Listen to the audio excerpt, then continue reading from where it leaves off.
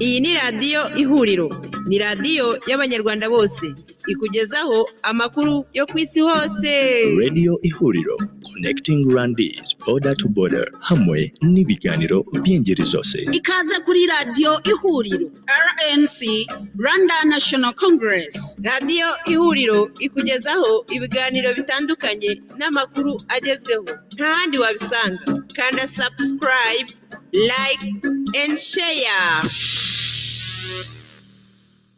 Kongeye kubasuhuza abanyarwandakazi, nshuti za radio televiziyo Ihuriro, abanyamuryango ba Rwanda National Congress, mwese turabashuje kandi turabakiriye muri iki kiganiro kigufi. Nifuza ko tugirana ahanikiza hari kubonekamo amajwi twavanye ahandi hantu nyine asobanura izi ngingo tubahaye muri aka kanya.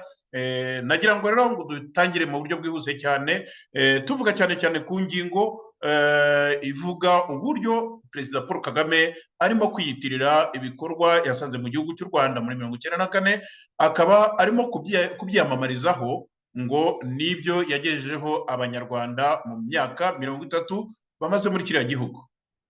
Turaza kandi kurebera hamwe umukino wo gufungura cyangwa se ibirori byo gufungura Stade Amahoro, aho yari yatumiyemo umugabo witwa Patrick Motsepe, umucuruzi wa hano mu gihugu cya Afurika y'Epfo. Turaza kureba impamvu Patrick Motsepe muri no minsi amaze iminsi asirisimba i Kigali. Hanyuma turaza gusoreza ku ngingo umenya harari nayo iri butware akanya kanini, aho Bizimana wiswe Minubumwe yagerageje ngo gukura ubusembwa kuri Rucagu Boniface. Aya rero izi nizo ngingo nke twabateguriye, numvaga rwose zidashobora kurara zidasohotse, cyangwa se ntashobora kurara ntagize icyo mvuga kuri utu tuntu dutatu twonyine. Ni mu kanya gatoya hano kuri radio televiziyo Ihuriro, radio televiziyo yanyu.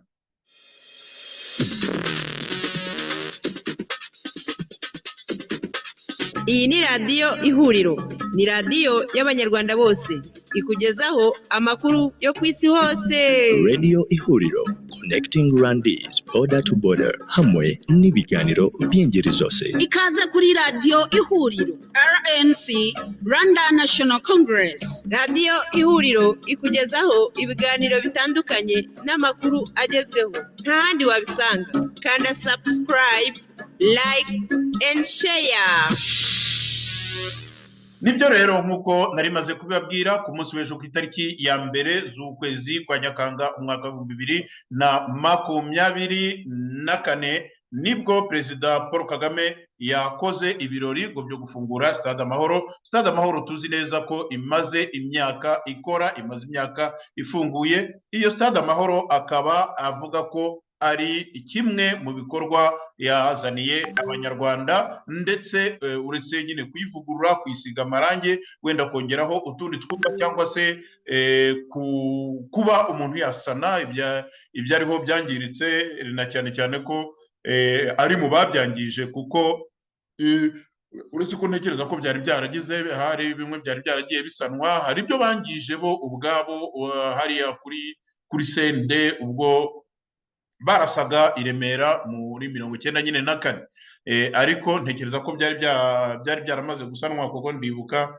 hari umuhungu wari umuntu yamwita nka caretaker wari ushinzwe ibintu byo kuyikontorora, inshuti yanjye najyaga njyayo inshuro nyinshi. Ndibaza ko byari byaramaze gusanwa, ahubwo noneho kuvuga ko igikorwa cyo gusiga amarange, igikorwa cyo kongeraho utwumba, igikorwa cyo kufixa amatara hano na hariya, mbese utuntu twagiye dukorwa effectivement tugendanye wenda n'igihe umuntu agezemo, akaba yavuga ati iyi ni stade yanyu nabakoreye. Byarabaye, yarabikoze kuri Stade Regional i Nyamirambo, aho yafashe Stade Regional i Nyamirambo nyine yari isanzweho uko yari iri, noneho nayo bayikoraho utuntu, barangije nayo bajya kuyitaha, bayimurikira abaturage, ndetse bayihindurira n'izina bayita Stade Pere nk'uko mwabyumvise.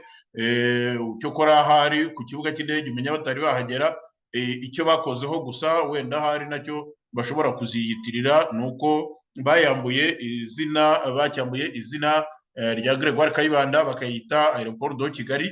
Nabyo ni byiza, ntacyo bitwaye, uretse ko ntabwo rwose Kayibanda ari kuza ngo ayijyane, yewe nta n'umwana we wari kuzayisabaho umurage, nk'uko Kagame we aburana avuga ko Trafipro yari iyase kandi yari umugererwa, ni ukuvuga yari umunyamuryango wo hasi ku musenyi. Nta nubwo ari no kuvuga ko wenda yari mu bari bafite imigabane iremereye, kuko mu by'ukuri nta nicyo yari atunze.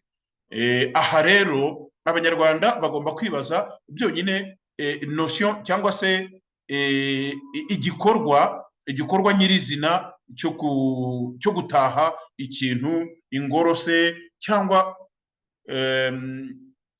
yes, reka tubirekere gutyo, gutaha nk'ingoro, gutaha urusengero, gutaha amashuri runaka, gutaha. Muribuka ko hari igikorwa gikorwa ahantu bagashyiraho ka plaque, iyo ari gutaha igikorwa cyuzuye, hari ka plaque bashyiraho bakavuga ngo iki gikorwa cyafunguwe ku mugaragaro na nyakubahwa kanaka cyangwa minisitiri kanaka, murabyumva, ako ni ka plaque bashyiraho, sinamenya ukuntu bakita mu Kinyarwanda. Iyo ari ugushyira ibuye ry'ifatizo, murabizi abakera muribuka iminsi 15 yabaga hari imishinga ku bwa Habyarimana, hari aho bashyiraga amabuye y'ifatizo.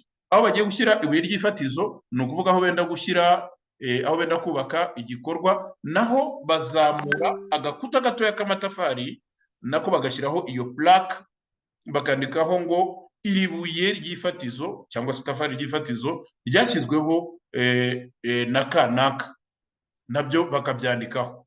Mu minsi itaha rero muraza kubona iki? Muraza kubona, ndabibasezeranije, kandi muraza kubona ka plaque kometse kuri Stade Amahoro quelque part, ndetse buriya bazaba baranakarimbiye, noneho bazavuge bati iyi stade yafunguwe na His Excellency Paul Kagame ku itariki ya 1 Nyakanga mu mwaka wa 2024.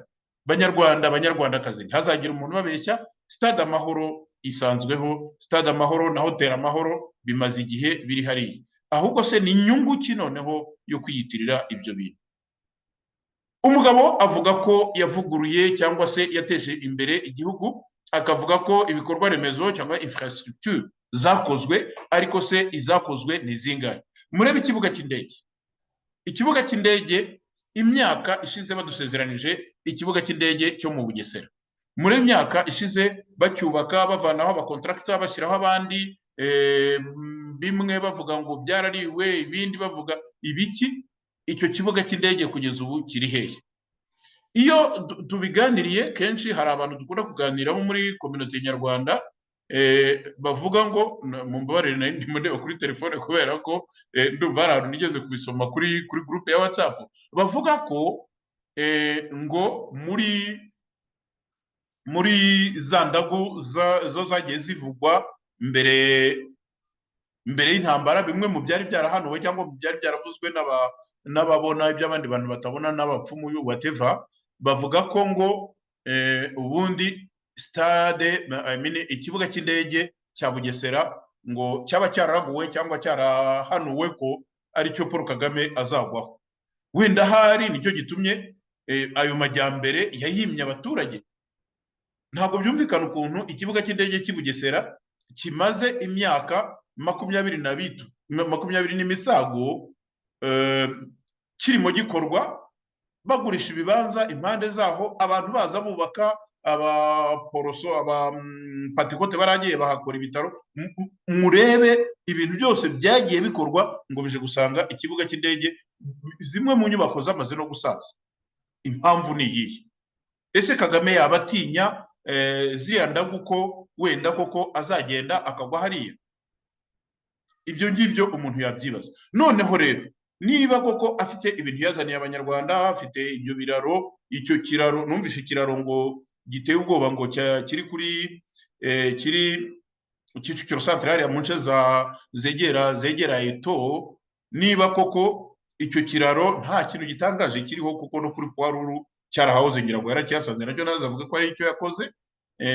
Icyo kiraro ntago mpamya ko ari ibintu byahatari by'ibitangaza byaba byarakozwe, noneho ngo umuntu abe yavuga ngo abe yavuga ngo bazanye ikintu kidasanzwe kitigeze kibaho cyokora kuko yaza kuba yarakizanye kitarigeze kibaho umuntu yari kubyemera. Ni convention center ni inyubako nk'izindi zose. Mwibuke ko dusubiye inyuma wenda mu gihe cy'ubwami niba umwami yaragenderaga muri vewe, uyu munsi Kagame akaba agendera muri defender yo ku rwego ruheruka rwose, izo bita ngo ni latest yo ku rwego ruheruka rwa nyuma ishobora kuba yarakozwe wenda mu mezi make yashize muri 2024. Niba agendera kuri muri ziriya modoka ziteye ubwoba zihenze muri kiriya gihe, niho nyine imyaka igeze. Ariko ntabwo ari ibintu Kagame yahimbye, ntabwo ari byo yaremye. Kagame rega nawe ni umuntu w'ibiro bikeya dayere, wanashizemo n'amenyo, ufite n'umusatsi uhuha n'umuyaga ugenda ugwa. Kagame ni umuntu nk'abandi bose. Ntabwo umuntu yavuga ngo ibi ngibi ndimo ndabivuga kubera ko nagaga akajisho kuri ino kampanye barimo bino bintu by'amatora, aho abantu ubona koko baririmba ibintu mu buryo buba bwateguwe. Ntabwo ari amarangamutima y'abaturage, ahubwo abayobozi b'inzego z'ibanze nibagisinzira usanga barateguye umuturage uzavuza akaruru hariya agahita avuza akaruru from nowhere, bagategura umuturage uzavuga. Mwibuke kari akantu kabaye i Nyamasheke ngo hari abantu bajya bavuga, abo bagizi ba nabi bajya bavuga ngo bazaza nyine ngo hano muri Nyamasheke ngo hari abantu badakunda ubutegetsi, noneho rero abo bantu bazaza hanyuma baze babafashe barwanye ubwo butegetsi, abo bantu ntabwo babishobora. Noneho abandi ngo sibomana. Believe me, ziriya ni texte baba bamirishije ngo baze kugenda bazivuga. Nahoze numva mu kindi kiganiro cy'umupasiteri cyangwa umuprofete, mu Rwanda hasigaye yaraje ibitangaza, uzajya kumva wumve hari n'aba ange n'abamarayika. Abaprofete ubu ngubu ntibagira umubare. Noneho nahoze numva ikiganiro cy'umuprofete umwe, bino nyine byo kuri YouTube, agiye kuganira n'umunyamakuru, ariko arabanza aravuga, mwumve nyine n'umuprofete ni umuntu wakagombye kuba atubwira ibintu byo muri Bibiliya, cyangwa se akatubwira ibintu ahanuye, nyine izo profesi ze, akatubwira ibintu ahanuye, akatubwira ibizaba, akatubwira icyo Imana ivuga. Nta gitangaza kirimo. Wose w'umwuga wanjye ntabwo ndi umuprofete, nta nubwo rwose nakwirirwa wenda ngira icyo mvuga ku bintu by'abandi, kuko byo ntabwo ari ibyanjye. Ariko mwibaze, umuprofete agiye gutangira ikiganiro nkaho ntavuze isengesho, ntagize ate, aravuga ati ahubwo ati nongere nibutse abantu ko igihugu cyacu nyine ukuntu kimeze, ibintu bimeze neza. Mbibutse ko ngo kwimura ku ilisite y'itora ngo byaraye birangiye iri joro. Urumva niwe ugiye gutanga itangazo, kwimutsa ku ilisite y'itora byaraye birangiye iri joro. Utayimuye agomba kuzatorera nyine aho asanzwe yanditse. Kandi mbibutse ko iminsi iregereje rwose, ni mu kanya gatoya, ni ku gipfunsi. Ibyo ni profesi ihagana hehe?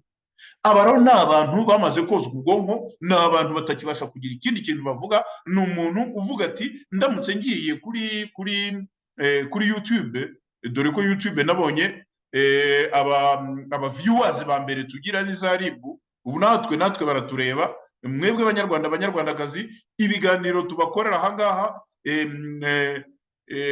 Dr Murangira abatanga kubireba, kuko abakeneye kureba ngo barebe akantu bandika ku ruhande ngo Kayitare yaravuze. I don't care. Kuvuga rero ngo uri umuntu w'umuprofete, ariko mbere yo gutangira ikiganiro, mbere yo kubwira abantu ukuntu Yesu ari mwiza, mbere yo kugira ikindi kintu uvuga, ngo ariko ngo nagira ngo mbanze nibutse akantu, yenterompe urimo kumuha interview, ngo nagira ngo mbanze nibutse akantu ko abantu batigeze biyimura kuri liste y'itora, ko byaraye birangiye ijoro ryakeye. n'ayo makuru ubwo ngubwo ndayabahaye byaraye birangiye ijoro ryakeye. ubwo rero niba utarimuye n'ahandi hantu nta bundi buryo ushobora kubikora, nyine uzatorera aho usanzwe wanditse.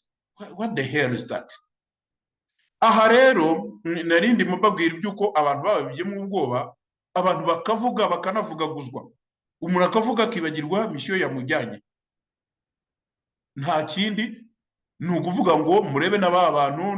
Nabonye umugabo utubura amafaranga, uwo bita impano y'Imana n'akataraza barakazanye, umugabo utubura amafaranga kuri YouTube nabwo mu Rwanda, yambaye cyafurari kingana n'umukenyero wa nyina, akizirika mu ijosi kikarereta ku mpande. Noneho umuntu agiye guha amafaranga, uwo nawe yaragiye guha amafaranga, by the way, uwo nawe yaragiye guha amafaranga, nawe ni umuprofete wundi utari wa wundi nahoze mvuga.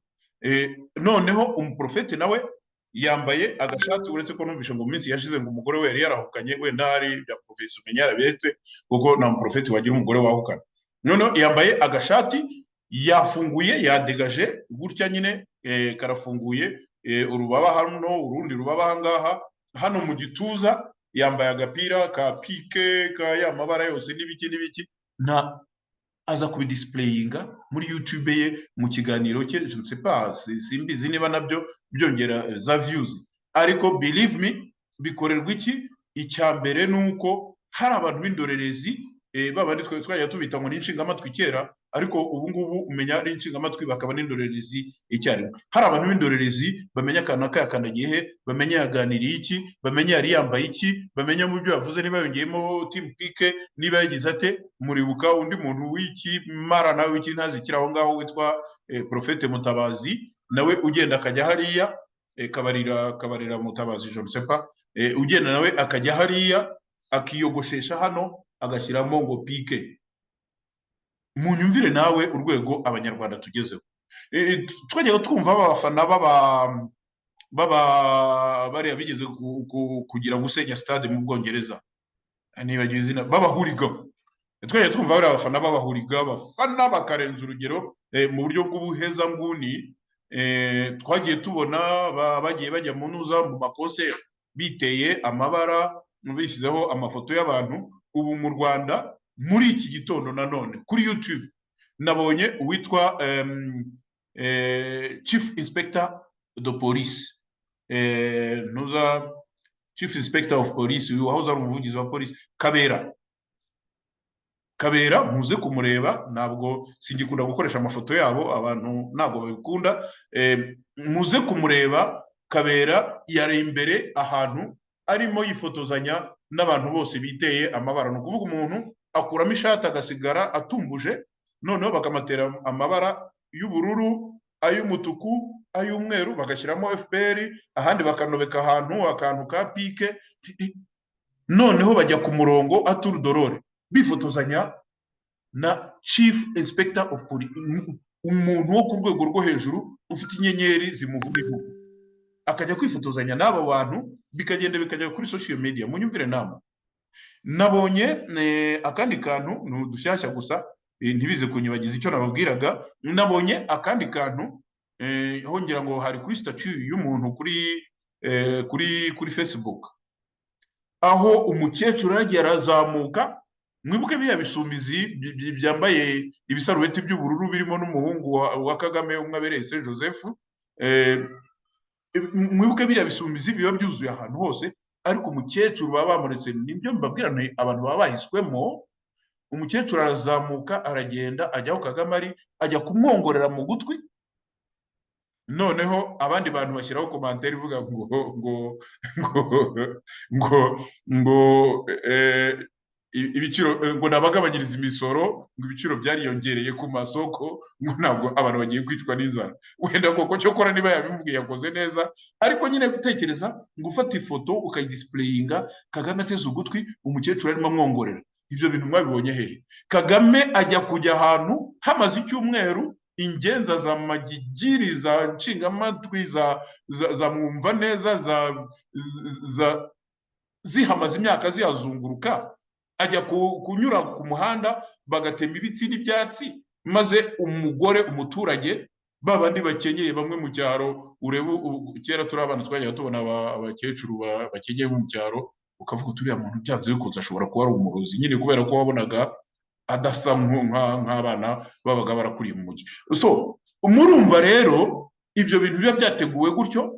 Ubushize nababwiraga ko iyi gahunda irimo, iyi kampanye mu by'ukuri irimo, ni uburyo bwo gukusanya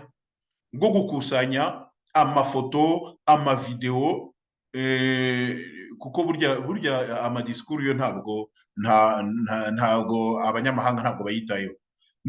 Gukusanya amashusho yo kwerekana uburyo Kagame ari populaire, uburyo noneho bakajustifia ya majwi 99 bamuha, noneho bakabijustifia ku buryo uramutse ufashe nk'ibifoto nka biriya ukabyereka umuntu hano muri Afrika du Sud, yahita akubwira ati burya nuko nguku uyu mugabo wamukunda, ku buryo wabijyana n'ahantu hamwe bakavuga batari ko se abanyarwanda kuki bavuga ko ibintu bimeze nabi kandi Kagame abantu bamukunda cyane bigeze ahanga. Abigerera mu Rwanda barabyivugira. Hano nanone hano kuri radio televiziyo Ihuriro nababwiye abantu bava hano bakorera imiryango mpuzamahanga bakagenda bakajya mu Rwanda muri mission, bakaza bakambwira bati iki gihe niki tuzajya mu Rwanda, muzagenda muzagaruka muzambwira. Bose baza bakubwira ngo harakubuye bimeze gute, harakubuye bimeze gute, ariko hari umugabo umwe wavuye ahangaha agiye kureba witwa Anastase Shyaka, ubu ambasaderi wahoze icyo gihe ngira ngo yari ministère wa administration locale, hari nabo nibuka Gasana Anastase ngo bari bariganya ahantu quelque part. Uwo mugabo akora ahangaha mu cyo nakwita umurenge aho ndi. Umugabo yagiye mu Rwanda, aragenda ajya mu Rwanda, bamuraza muri hoteli atasabye, bamutwarisha abantu, ntibamwemerera kwitegera uko yitegera ku bushake bwe, bamubeshya ngo barimo baramuprotokora. Noneho ahabereye agashya rero yatelefonanye na Shyaka Anastase aza kumureba muri hoteli, arangiza aramubwira ati tugende rero njye gushaka ahantu nkwakira tugire ikintu dusangira. Umugabo baraje bamufata ku ikora, baramubwira bati where are you going, ugariye he? Arabwira ati nyine ati minisita yaraje kundeba ngo tujye kureba ahantu twicara tunywe tugane. Bati wowe ugomba kwicara ukanywera hariya. Barimo baramwereka muri iyo hoteli. Shyaka Anastase uyu munsi aho ari ambasaderi yibeshye agashaka no kumbeshyuza. Uwaba muzi amuhe link ya kino kiganiro, yibeshye akagira agashaka kumbeshyuza, ambwire muha amazina y'uyu mugabo.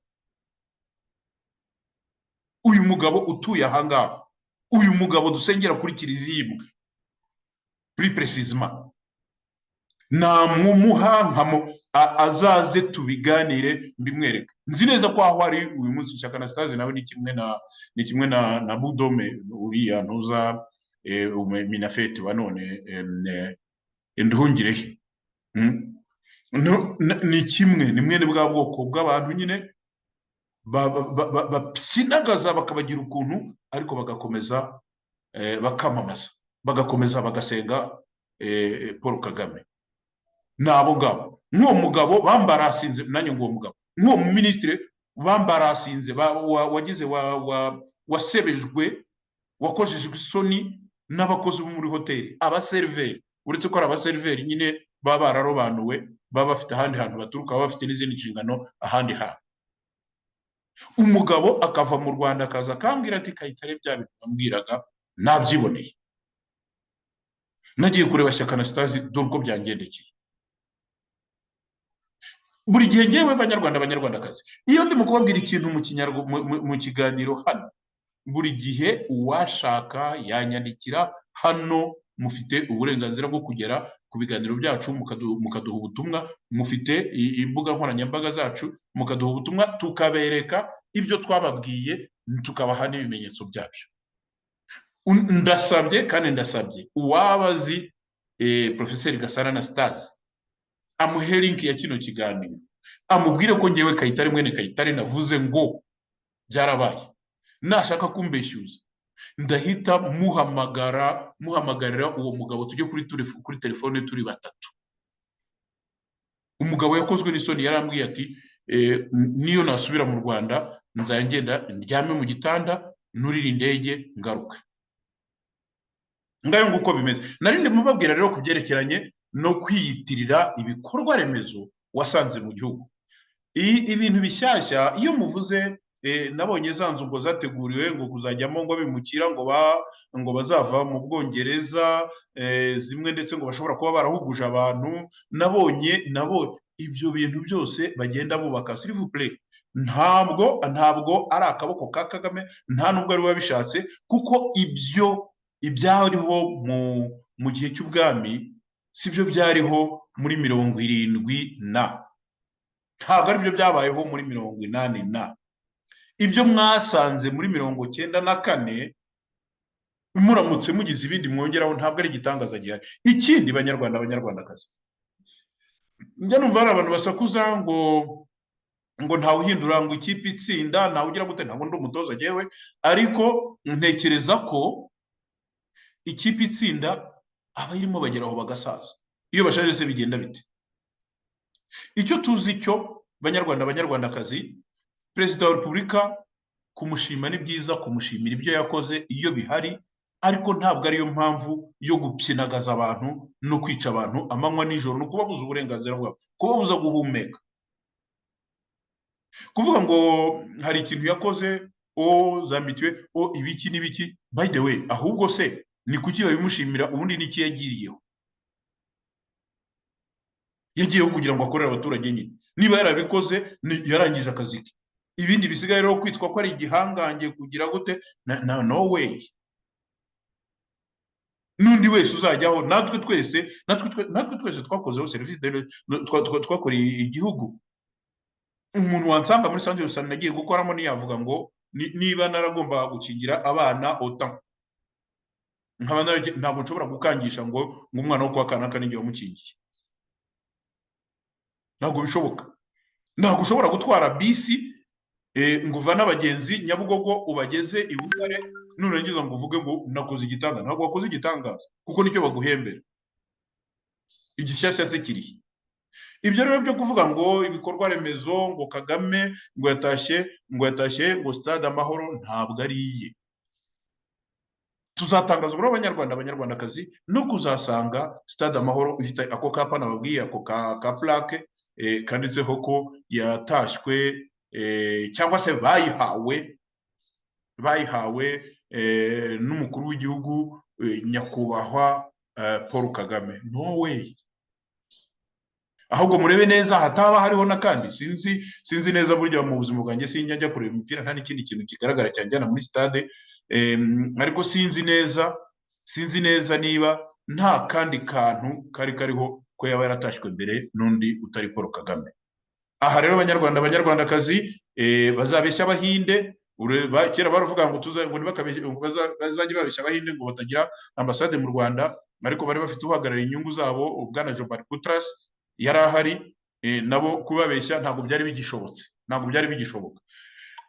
Dukomeje rero, ni ingingo mu by'ukuri imwe, aho mbabwira nti uyu mugabo witwa Patrick Motsepe, umucuruzi ukomeye wo muri South Africa, wazobereye cyane mu bintu bya mining, mu bintu byo gucukura no gukoresha amabuye y'agaciro, akaba kandi afite ikipe nacyo cyamuhaye itike yo kwinjira nyine mu bintu bya federation bya FIFA, mu bintu bya federation y'umupira w'amaguru. Uyu mugabo ni umunyemari nyine, ni umutunzi ukomeye, afite ikipe yitwa Mamelodi Sundowns. Mamelodi Sundowns ni ikipe nyine nk'uko wavuga ngo Kiyovu Sport. Kiyovu Sport ubundi byari bishingiye kuri Kiyovu. Mwibuke ko kera Kiyovu yahoze ari komine, ku gihe cyacu babandi bajya bahoza ubusa, hahozeho komine ya Kiyovu. Kiyovu Sport rero mu by'ukuri yari ikipe yo muri ako gace. Ndumva senateri Makuza Bernard wenda hari yabivuga kundusha, kuko ni umufana ukomeye wa Kiyovu kuva imyaka n'imyaka. Noneho rero Mamelodi Sundowns ni ikipe y'uyu Patrick Motsepe, ikaba yitwa Mamelodi Sundowns kubera ko uyu Patrick Motsepe famiye ye ituye ahantu hitwa Mamelodi, ni muri municipality, cyangwa se mu cyo nk'umuntu yakwita komine ya Tswane muri Pretoria. Uyu mugabo rero Patrick Motsepe kimwe n'abandi tuzajya tugenda tubabwira buhoro buhoro. Patrick Motsepe ni umuntu ukunda gutembera mu Rwanda cyane, ariko atangiye kuhatembera muri ino minsi. Si ukuvuga ko atangiye kuhatembera igihe yagiriye mu bintu bya federasiyo y'umupira w'amaguru, kuko iyi kipe Mamelodi Sundowns imaze igihe kirekire cyane. Ndibuka twigeze no kureba umupira wabo na Rayon Sport yaje gukina ahangaha. Iyi kipe imaze igihe kirekire cyane, ntabwo twavuga ko ariyo yatumye atangira kujya mu Rwanda, kuko bitabaye ibyo yari kuba yaratangiye kujyayo kera twese turi abana. Ntabwo ari icyo cyonyine, hari izindi mpamvu zimugenza. Nabwiye ko uyu Patrick Motsepe ari umuntu w'umunyemari, akaba umucuruzi ukomeye, akaba yarazobereye mu byo gucuruza, gucukura no kugurisha amabuye y'agaciro, akaba ndetse afite amasosiyete akorana n'abazungu presque ku isi yose muri ibyo bintu by'amabuye y'agaciro. Umuntu rero wazobereye mu bintu by'amabuye y'agaciro muri iyi minsi, cyane cyane yari umunyemari, muri iyi minsi Kigali iramukeneye, muri iyi minsi Kagame aramukeneye. Ndashaka kongeraho akandi kantu kazatuma mufata n'inzira mukambaza ibisobanuro birenzeho. Akandi kantu ni uko Patrick Motsepe ni musaza w'umugore wa Perezida Cyril Ramaphosa, ni muramu. Patrick Motsepe, Cyril Ramaphosa na Patrick Motsepe ni abantu babaye muri ANC, muri ishyaka nyine rikomeye muri South Africa National Congress, ANC. Ni abantu bayibayemo avi ubuzima bwabo bwose. Noneho ariko mu gihe cya Mandela ava muri prison, muri za meeting yagendaga ajyamo, uyu perezida uriho Cyril Ramaphosa akaba ari umugabo wamutwazaga agenda, mwibuke muri bya bihe wamutwazaga agenda, ni ukuvuga agatabo yandikamo ibintu bye, hanyuma baba bagiye no naho ari gufata ijambo akaba ari umufatira mikoro gutya. Uyu uri mugabo rero ubu niwe perezida uri uyu munsi. Hanyuma Patrick Motsepe we akaba yarakomeje mu by'ubucuruzi, ariko noneho Mandela bamaze nyine kugabagabana imyanya, Mandela yasabye ko Cyril Ramaphosa bamushakira umwanya muri business, we akikomereza mu by'ubucuruzi akareka ibya politiki. Malheureusement haje kuba ibintu byo gushwana hagati y'abantu bo muri rino shyaka, noneho bituma bagenda bazamura abakwiswe nk'abakada ba mbere, abakwiswe nk'abakada ba kera. Nguko rero uko Cyril Ramaphosa yagarutse agirwa vice perezida, ategurirwa kuba perezida. Hanyuma rero muri ibi bintu by'ubucuruzi, uyu Cyril Ramaphosa ni umuntu wazobereye mu gucuruza McDonald's hano muri South Africa, zose zaje zigura franchise kuri we. Ni ukuvuga inyinshi muri zo zarize, ariko amaze kwinjira muri politike basabye ko ibyo bintu by'ubucuruzi agaragaramo abireka, hanyuma akaza akinjira muri politike. Ariko mu kubireka inyuma hari hasigaye muramu we uri muri ibyo bintu by'amabuye y'agaciro. Icyari gisigaye rero, kubera ko ntawe ubuzi ejo ha politike, icyari gisigaye rero kwari ugusaba muramu we kugira ngo asigarane ibyo bintu by'inuza by'amabuye y'agaciro, noneho hiyongereho ni ukuvuga amadiri ye bwite, ariko hiyongereho n'amadiri ya muramu we, noneho asigare mbese asa naho abibungabunga mu gihe undi ari muri politike. Ariko muri politike nibiramuka bihinduye ishusho, azagaruke asanga hari ikintu cye kirimo gutembera. Mwibuke ko hari n'indi saga iherutse gutambuka y'ukuntu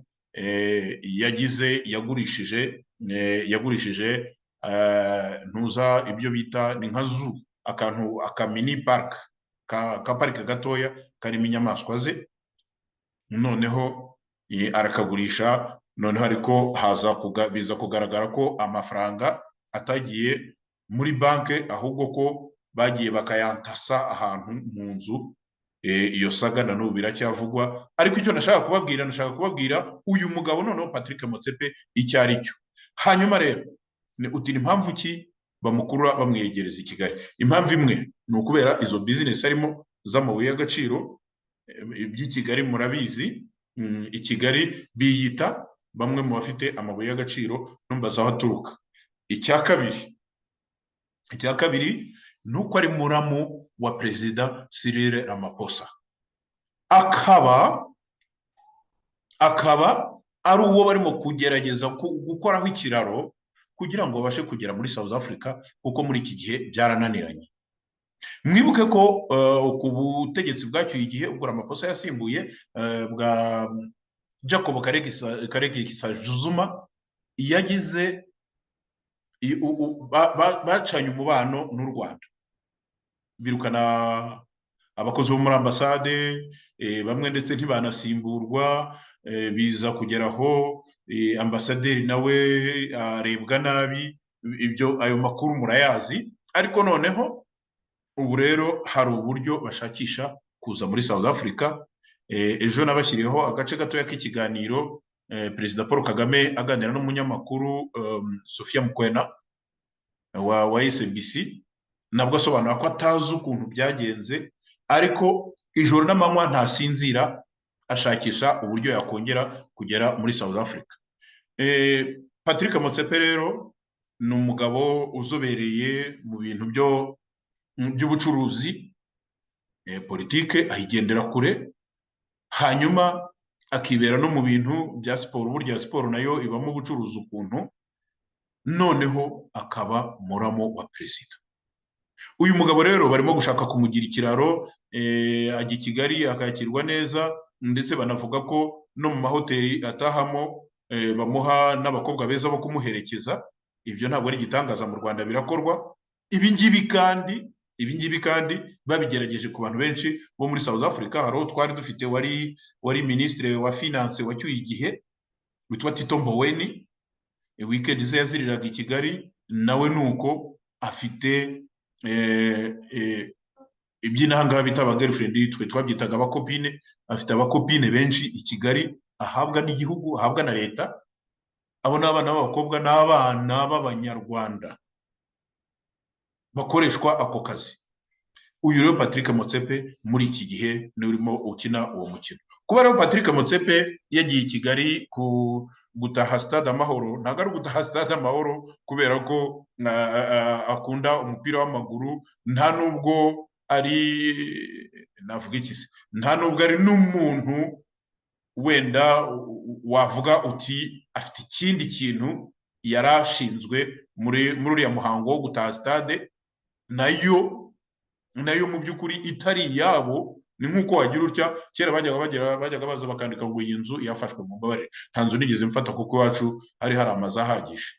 Iyi nzu yafashwe, iriya stade nayo yarafashwe, none barimo kwiyitirira ko bayikoze, bakereka abantu, bakerekana n'amahanga, bakageza n'ubwo bahuruza umuntu kugira ngo aze akoremo akazi ko kuyifungura. Mwabonye Kagame na ka kaguru nyine ajya gutera umupira mbiri aringaniye na Patrick Motsepe.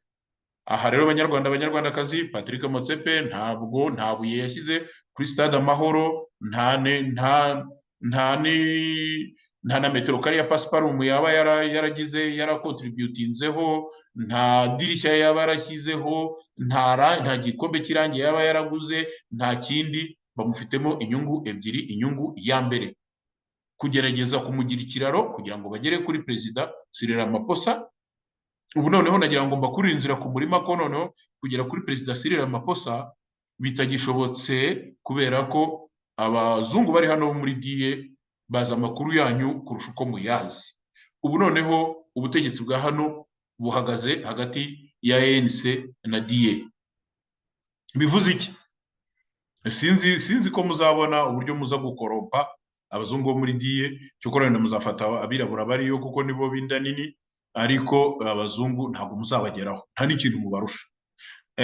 Hanyuma rero uyu mugabo diri hari ni ukugira ngo abikiraro. Ikindi cya kabiri ni ukugira ngo abafashe no muri ni smuggling, no muri fraude y'amabuye y'agaciro, kuko mu by'ukuri ni umuguzi kandi ufite reputation nanone ugura akanagurisha ku masosiyete akomeye mu rwego rw'isi. Ngayo rero nguko iyo niyo sano ya Patrick Motsepe na Kigali na leta ya Kagame.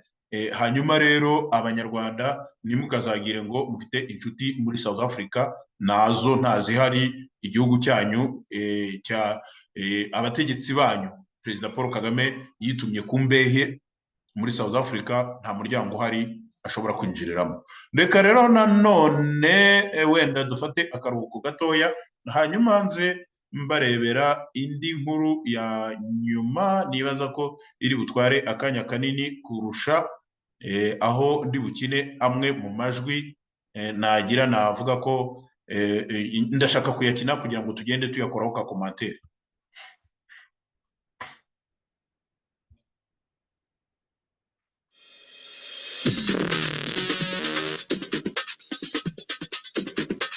Iyi ni radiyo Ihuriro, ni radiyo y'abanyarwanda bose, ikugezaho amakuru yo ku isi hose. Radio Ihuriro, connecting Rwandese border to border, hamwe n'ibiganiro by'ingeri zose. Ikaze kuri radiyo Ihuriro, RNC, Rwanda National Congress. Radiyo Ihuriro ikugezaho ibiganiro bitandukanye n'amakuru agezweho, nta handi wabisanga. Kanda subscribe, like and share.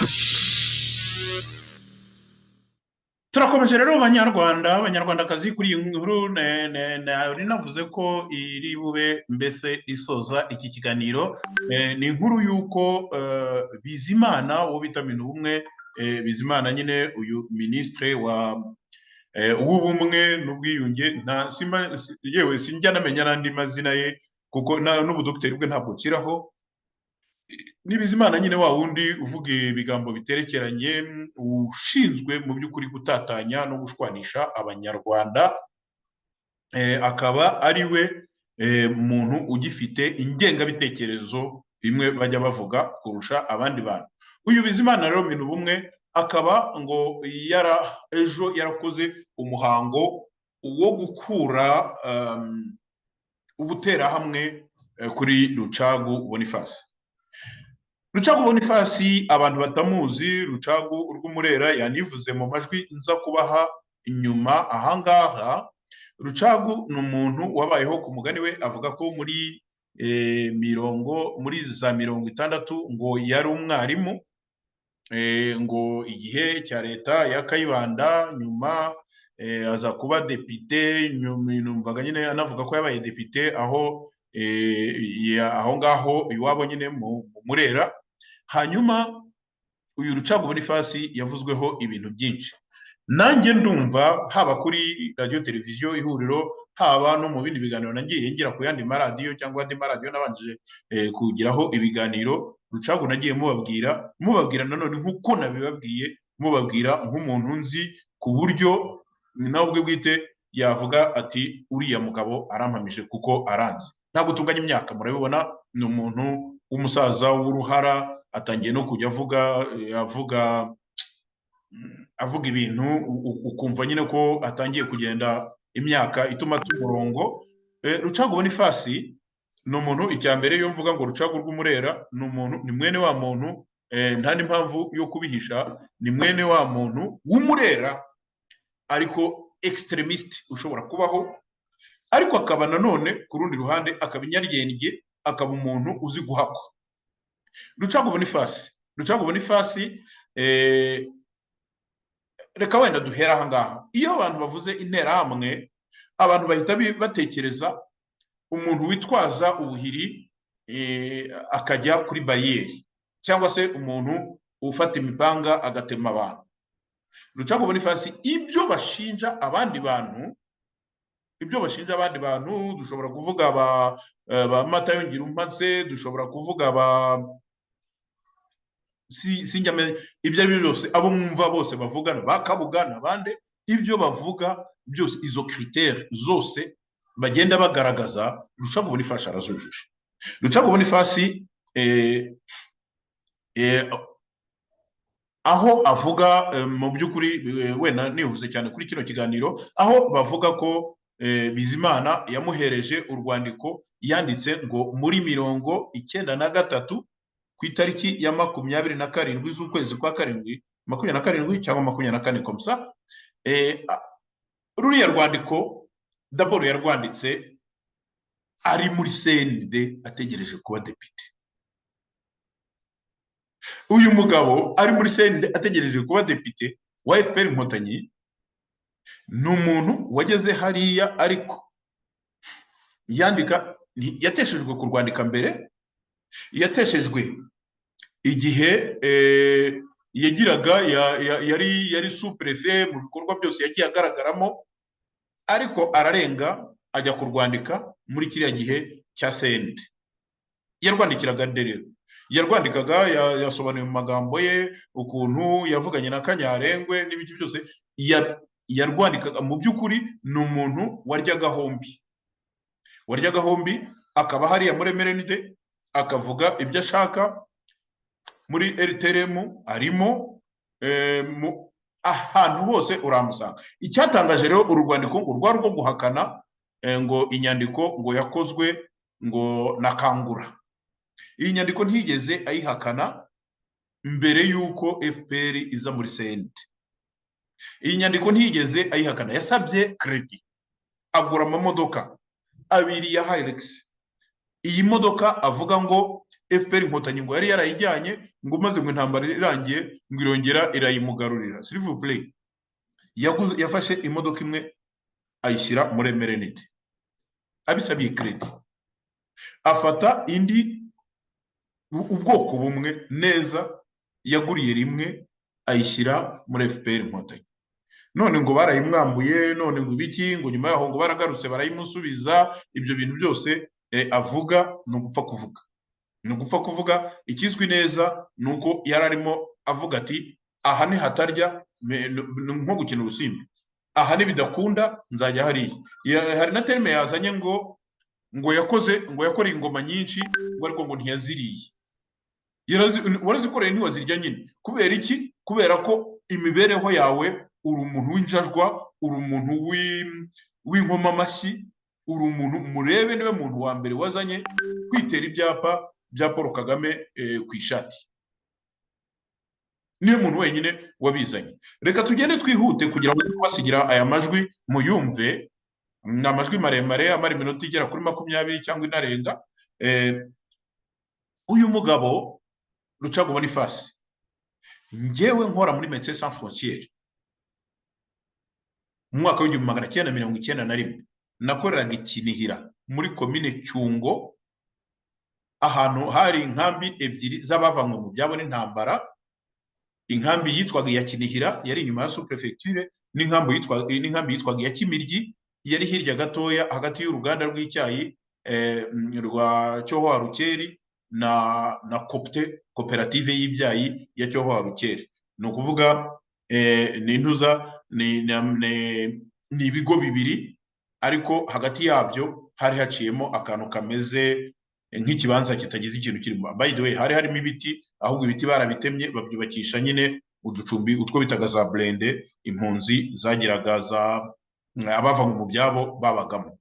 Hari saga yigeze kuba, Inkotanyi ziravansa, Rucagu yohereza abagabo bitwaga interahamwe za Rucagu, bava muri Ruhengeri baraza bagera muri komine ya Buyoga, yagabanywaga na komine Cyungo, hagabanywaga n'intuza n'ikibaya cy'icyayi. Baraza bagera muri komine Kibari, not muri komine Kibari, muri komine Buyoga hejuru. Noneho impunzi zirasaka bakazigira ubwoba, baravuga bati twatewe, Inkotanyi zirimo zirarwana n'interahamwe. Habaga ikirero, habaga ikintu, habaga groupe y'interahamwe yazaga nkeya. Ibyo ngibyo muzabibwirwa n'ibyo Tito Rutaremara yavuze. Zazaga ari nkeya, zikaza zigakreya akantu, ariko mu by'ukuri ziri ku isiri na FPR Inkotanyi. Uwitwa Munyemana waje kuba burugumesitiri wa komine Cyungo intambara ikirangira, ibyo bintu yabisobanura. Uwitwa Ngarukiye Jean Baptiste wakoreraga Minister Paso, wakoraga mu mpunzi mu maka ibyo bintu yabisobanura. Abitwaga ba Mujigiti, sinzi, ntabwo nzi niba Mujigiti ibyo bintu bakoraga muri superfiti, ibyo bintu babisobanura. Interahamwe za Rucago nke cyane zivuye mu Ruhengeri zaraje zijya hejuru, zifite n'intuza, zifite n'imiheto n'imyambi, zijya hejuru muri komine Kiyoga, muri komine Buyoga. Ni ukuvuga ni imisozi ibiri, Icyungo, komine Cyungo, ihera mu kibaya cy'icyayi ikazamuka agasozi ka Kimiryi, aho bita ngira ngo muri ka Kimiryi. Noneho hanyuma urundi ruhande nanone ruzamuka igice kimwe kikaba icya Buyoga, icyo hepfo gatoya kikaba icya Tumba. Interahamwe zitwaga iza Rucago zaje muri Daihatsu, ziraza zigera i Buyoga n'imiheto n'imyambi, batangira kurwana. Nakoraga muri MSF, nabibabwiye, twari dufite ikamyoneti ya MSF ya Daihatsu yari yarakodeshejwe, bayirashe urugi amasasu, yarashwe n'inkotanyi, nta nubwo yarashwe n'izo nterahamwe. Ariko icyo gihe barazaga nyine bagakereya akantu ari bakeya, noneho inkotanyi zikaza zirukanka zikaza gutabara. Muri uko kuza gutabara rero niho bavugaga bati hari igitero cy'inkotanyi cyaje, noneho haza interahamwe nkeya ziza kubarwanya, ariko byagabanutse. Uko rero niko inkotanyi zagiye ziza buhoro buhoro, ziraza zikwirakwira muri Tumba, muri Buyoga no muri Cyungo. Kugenda ukagenda ukagaruka aho, noneho ni agatonso ka Buyoga, ukagenda ukagera ahantu hitwa mu Miyove. Mu by'ukuri twebwe twari Kinihira, twasaga naho twazungurutswe. Noneho rero mu ruganda rw'icyayi, nabisobanuriye abantu, mu ruganda rw'icyayi aho twari ducumbitse hari harimo kantine. Umusirikare w'umumajoro wa FAR witwaga Ndamage, hari bandamage babiri baba majoro, hari Ndamage w'umugore akaba Ndamage w'umugabo, sinzi bose, nta numwe nzi aho baba baragiye. Uwitwaga Ndamage w'umugabo yazaga kunywera muri iyo kantine, akaza ariko mwakwicarana mwaganira, akavuga ati ibyo ari byose turabizi ko inkotanyi ziri ahangaha, ntabivuge, ntagire uwatunga urutoki, ntagire ate. Wenda hari nawe yaravugaga ati mbe nisunikira iminsi. Uretse ko nyuma yaho, ubwo hari hasi kuri komine na paruwase, ni ukuvuga komine na paruwase biri ahantu uturutse kuri Base, hari agahanda kazamuka ukagera ku Kararo mu Makorosi, ugakata ugana kuri komine. Imbere yaho hari na paruwase ya Bungwe, hari ngira ngo nibagiye uko yitwaga iyo paruwase, yariho umupadiri w'umurundi nawe waje kwicwa. Noneho aho ngaho inkotanyi zarahatemberaga. Aho rero naho Major Ndamage swandiza yarakambitse n'abasirikare be. Inkotanyi zarahatemberaga. Hari igihe cyaje kugera bakajya baza no muri kantine, noneho bagacunga umuntu wenda batekereza ko cyangwa se bumvishe asa naho avuga nabi ibintu by'intambara zabo, bakagenda bagera hanze y'uruganda bakamucinya. Barashe umurundi witwa Fideli, wari umu electricien, bamurasira neza inyuma y'igipangu, arenze uruganda, azungurutse gatoya, baramurasa, ntihaboneka na trace. Inkotanyi aho ngaho zari zihari, twari duhari, twari tubizi, ariko nyine ntabwo akazi kacu ntabwo kari ako kujya kwerekana, nta n'uwo wari kujya kubibwira ngo bikunde, na cyane cyane ko twese batureba gukunda ukuntu abantu batarabo muri ako gace. Aha rero Rucago Boniface ndongera mubagerereho, ubwo ku gitero cy'itariki ya 8 z'ukwezi kwa kabiri, iyo nkambi inkotanyi zongeye gusunika. Izo nkambi zombi zirasenywa, impunzi zihungira noneho mu gice cya Rutongo na Mugambazi. Ngewe icyo gihe nagiye gukorera i Mugambazi, ariko nazanye Cyonga narahageraga, byarangiye bwa nyuma nakoreye i Rusizi. Igihe rero twageze i Mugambazi twakoreraga nabwo kuri komine ya Mugambazi, twakoreraga mu nzu ya iga. Haje kuzaho igihe cya macinya ikabije cyane. Macinya ikabije cyane icyo gihe, Rucagu Boniface nawe ukuzi aguhe link ya kino kiganiro. Icyo gihe Rucagu Boniface yaje kunegosiya muri MSF n'abahungu bamwe twakoranaga muri MSF, tukajya tumushyira imiti ya macinya akayigurisha muri farumasi ye yitwaga Farumasi Impumbya. Mu by'ukuri nitwe muri MSF nitwe twari dufite stock ihagije y'iyo miti ya macinya, kandi noneho kubera ko abantu bose byari bigoranye kugira ngo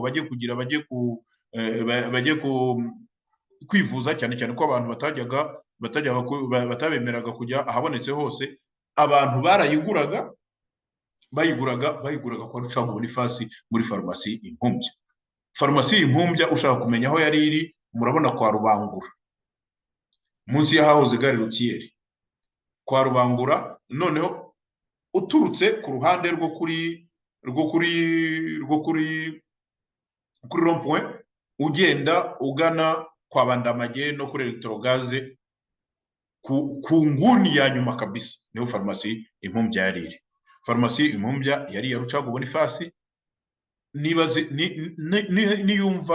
niyumva tumubeshye azavuge nawe communication yaraje, azavuge tumuhe ibimenyetso. N'uwamugenda akamuhagarara imbere yavuga ko mwigeze gukorana amadiri y'iyo miti.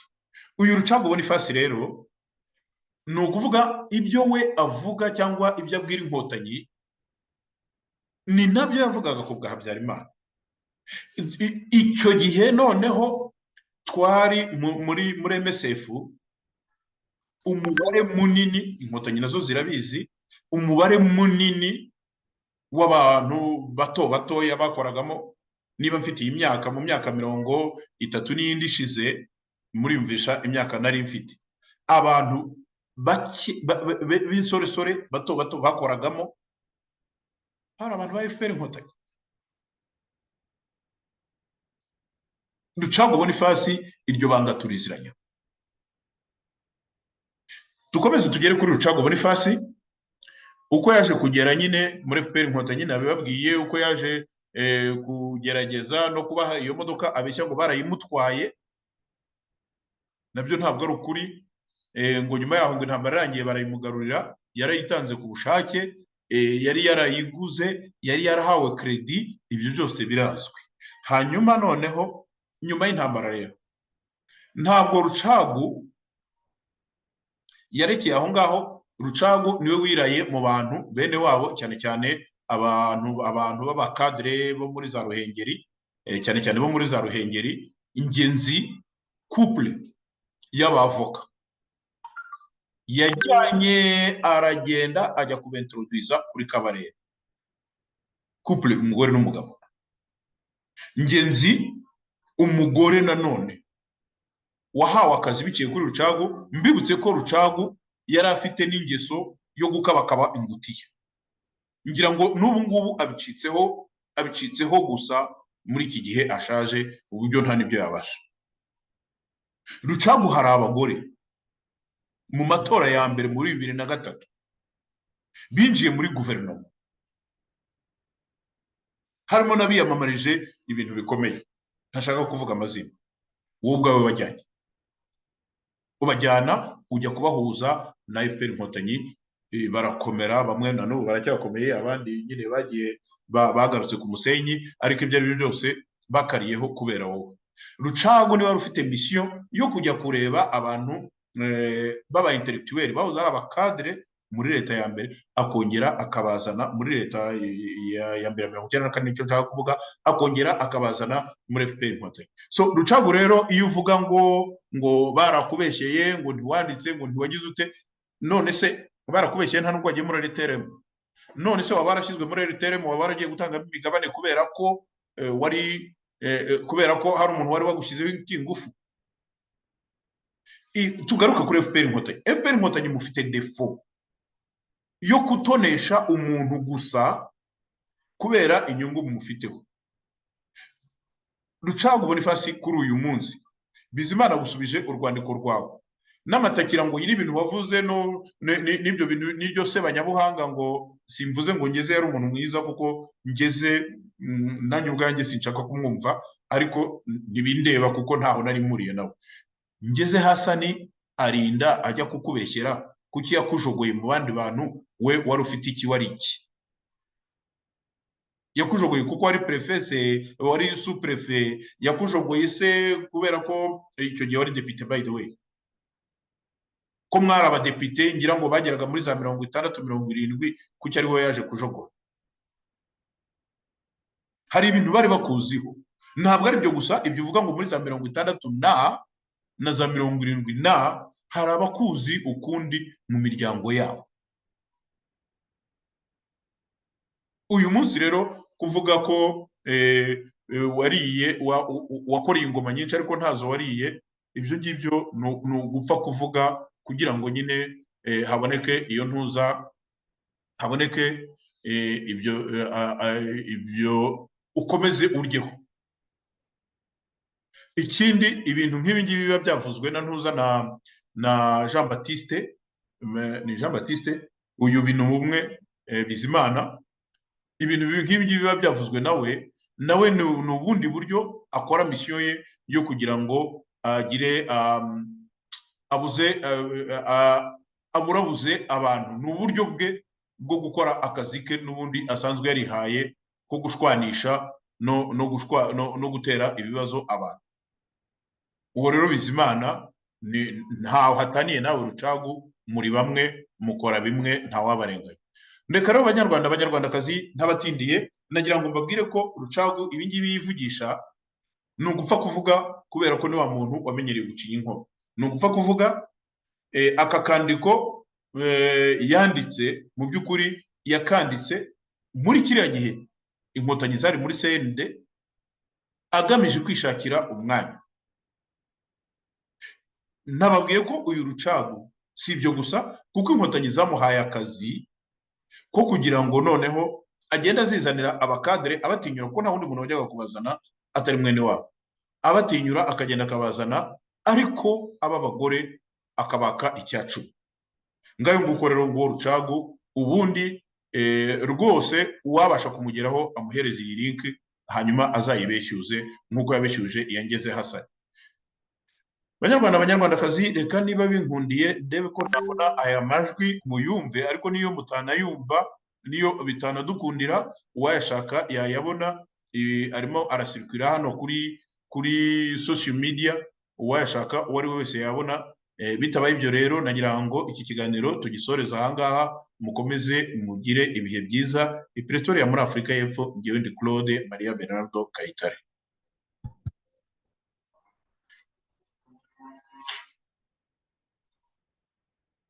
Ndimo ndagerageza kureba ayo majwi, niyanga ndasoza ikiganiro, hanyuma dushake ukuntu wenda twayabashyirira muri description y'iki kiganiro. Igitumye mba ntakunda gukina ibi bintu ntabanjije kubimodifiya, kubihindura, nuko hari ikibazo tujya tugirana na ba nyiri aya majwi bayakoze mu buryo bw'umwimerere, noneho bakaba batemera ko umuntu yayakoresha mu bindi biganiro bitari ibyabo. Aha rero nkaba nakwisigura mvuga ngo iyo yanze gukina n'ubu yanze gukina biraboneka. Iyo yanze gukina n'ibyo ari byo byose umuntu yayareba, ushobora no kugugulinga ukareba aka gashya Minisitiri Binubumwe Bizimana yakoze ari kumwe na Rucagu Boniface. Nari nabasezeyeho rero mukomeze mugubwe neza, naho mu bindi biganiro biza gukurikira.